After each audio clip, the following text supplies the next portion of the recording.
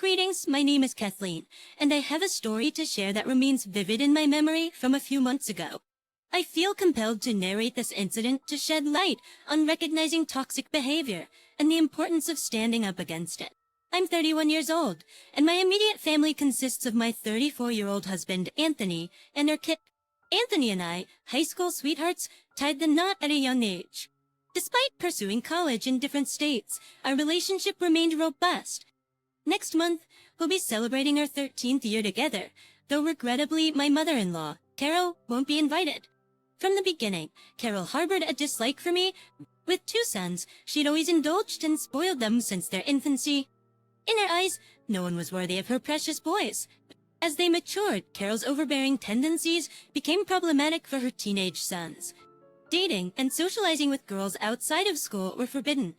Sleepovers with friends were off-limits, accompanied by threats of grounding for any dissent. Despite the evident signs, Anthony and David, enamored with their mother's love, failed to recognize her control. As time passed, David, my acquaintance from high school, began rebelling against Carol's rules. Sneaking out and spending time with girls led to trouble, with his mother even resorting to threats against his then-girlfriend. David, however, had developed a backbone and refused to succumb to Carol's influence. When Carol attempted to drive away Lauren, now David's wife, he stood firm and defended her. Upon turning 15, both brothers gradually distanced themselves from Carol. Unsurprisingly, she disapproved of Anthony while acknowledging his brother's actions, believing they were In the early stages of our relationship, I refrained from commenting to avoid potential conflicts. Little did I know that Carol would redirect her efforts toward me. Employing every means possible, Carol sought to dismantle our relationship. She orchestrated an elaborate Venice tour during prom week to prevent us from attending together. Despite Anthony's pleas to cancel the trip, it was the only time he went against his mother's wishes. Each time Carol called me, unleashing her barrage of insults and deeming me unworthy, Anthony remained passive, offering no defense. Carol even went so far as to predict that I would be unfaithful when I headed off to college. As we both secured spots in different colleges across states, Anthony succumbed to the pressure, leading us to take a brief break. During this hiatus, Carol took advantage of the situation, celebrating our apparent breakup with Anthony. Unexpectedly, Anthony reconciled with me, infuriating Carol. In response, she intensified her harassment and humiliation, seizing every opportunity to make my life miserable. In an attempt to address the issue, I approached Anthony, expressing my grievances. Despite my efforts to be friendly and welcoming, she berates me and hurls insults. I'm growing wary of her behavior, and you need to address it. Anthony responded dismissively, defending his mother, Kathleen. You know, my mother is a bit sensitive after what happened with David. She fears losing me as well and genuinely believes she's looking out for my future. Don't take our words to heart. Infuriated, I pressed further. So you're okay with how Carol treats me? Remember, she tried to break us up. Anthony justified Carol's actions, claiming she was trying to prevent potential heartbreak. Frustrated, I challenged him. She played on your insecurities to end our relationship. How can you justify that? Despite my efforts to make him see my perspective, Anthony remained unconvinced. He insisted that Carol could do no wrong and accused me of falsely accusing her. Even David, attempting to reason with Anthony, faced resistance. Anthony accused David of betraying their mother, creating an awkward and strained dynamic between the two brothers. David ultimately married Amy, his high school sweetheart, the same person Carol had tried to scare off. Although David invited me to the wedding, he deliberately omitted to inform Carol, leading to her emotional distress. Carol desperately attempted to persuade Anthony to intervene and secure an invitation for her. Anthony, known for being a mama's boy, engaged in a heated argument with David about Carol. Initially reluctant to attend the wedding to support Carol, Anthony faced my challenge, questioning whether boycotting the event was justified given Carol's history with David and Amy. I pointed out Carol's persistent complaints about Amy supposedly taking David away from her during high school. Attempting to defuse the situation, I asserted that it was a misunderstanding, acknowledging that mothers can sometimes become overly involved. I emphasized the importance of family, urging everyone to mend bridges and refrain from holding grudges. I reminded Anthony that the decision of whom to invite to the wedding rested with David and Amy. I emphasized the need to respect their autonomy, discouraging any requests. Despite my inability to attend the wedding, I expressed my concern that they might be making a mistake, planning to RSVP the following day in the hope of influencing their decision. Highlighting the potential consequences, I warned Anthony that not attending the wedding might result in being cut off by David and Amy, just as they had done with Carol. After much deliberation, Anthony eventually agreed to attend the wedding. I felt optimistic that this decision might bring positive change, allowing David and Amy to enjoy their happiness without interference from Carol. They chose to organize the wedding far away to prevent Carol from showing up. However, Carol's reaction was intense when Anthony showed her pictures from the wedding. She cried on his shoulders and insisted on his company for a month. Anthony even canceled our planned Colorado trip to make amends with her. Witnessing how he handled the situation left me feeling pretty heartbroken. Despite the certainty that our love ran deep, breaking up was no longer an option. My only hope was that Anthony would come to his senses regarding Carol's troubling behavior. Fast forward 3 years, and Anthony finally proposed to me. Anthony's me proposed to me? Displeased, put on a facade of happiness for him. Yet I later discovered she had refused to give him her engagement ring, convinced that I was a gold digger and our marriage wouldn't last. I love the ring Anthony chose for me, a testament to our financial independence as engineers. Her jewelry was the last thing I desired. Wedding planning became a nightmare as Carol inserted herself into every aspect from cake tasting to venue selection. Despite disapproving of my vintage theme, she deemed it boring and tacky. Despite my indifference, Anthony and I carefully considered every decision. Frustrated, I confronted him, insisting that his mom needed to give us space. This is getting ridiculous. We're the ones getting married, and your mom needs to let us decide on our own. I don't need her input on everything. She hates every decision I make. You need to tell her to back off. Tired of this excuse, I argued she deserved to be uninvited from David's wedding due to her interference. Though welcome, her negative remarks about my choices were unacceptable. This was our wedding, and she already had hers. Unfortunately, Anthony prioritized her choices and made several changes. Initially sad, I recognized it was also his day, and chose to go along in some places to avoid further trouble. I had not yet found the courage to stand up for myself, and Anthony seemed lost in a fog, unable to think.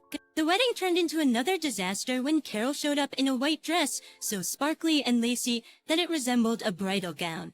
Fortunately, Anthony recognized the issue and insisted she change before the ceremony. Feigning ignorance, claimed she didn't have another dress. However, my maid of honor and best friend came to the rescue, producing a pale blue gown that fit Carol perfectly. Anticipating her intention to wear white, I had purchased a decent dress for her on my dime. As with no excuses left, Carol had to wear the provided dress. During the reception, she delivered tearful speeches about losing her children to awful women targeting both me and Lauren, who were avoiding her. Also disparaged our relationship, portraying herself as the victimized mother-in-law. The wedding attendees looked uncomfortable, and even her own family was mortified. My maid of honor swiftly took the microphone, redirecting the atmosphere. On our honeymoon, Carol incessantly called us, reaching out to Anthony and crying about feeling lonely. She bombarded us with 5 calls a day, and when unable to reach Anthony, she called me, accusing me of taking her son away just a month after the wedding. She insisted that no matter what I did, he would always choose her over me, asserting that he would never love me more than his mama.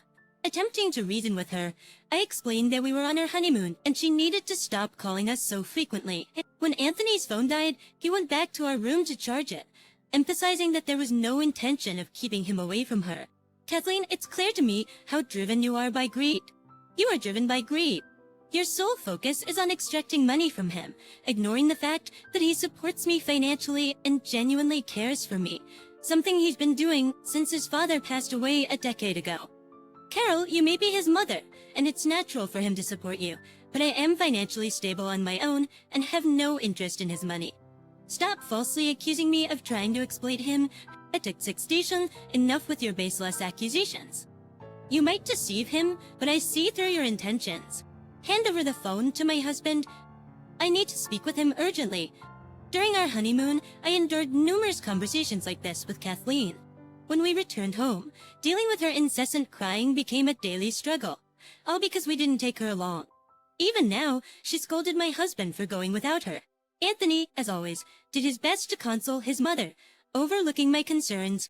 I was gradually finding my voice to stand up for myself. Things were relatively stable until a few months ago when I discovered I was pregnant with our first child. Despite my reservations, I agreed.